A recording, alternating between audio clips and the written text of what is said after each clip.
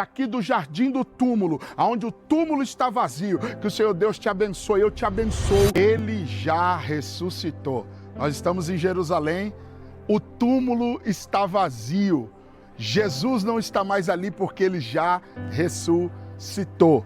E é claro que o sacrifício de Jesus fez com que nós viéssemos a sermos chamados os filhos de Deus. A tumba está vazia. Jesus ressuscitou, venceu a morte, venceu o inferno, venceu o diabo, para que eu e você pudéssemos vencer as nossas fraquezas, vencer as nossas debilidades, vencer a nossa humanidade. É possível, através do sacrifício de Jesus, você vencer a sua humanidade, você vencer os seus pecados, você vencer as suas mágoas, as suas chagas, os seus traumas. Que o Senhor Deus te abençoe. Daqui do jardim do túmulo, aonde o túmulo está vazio, que o Senhor Deus te abençoe, eu te abençoo no nome de Jesus.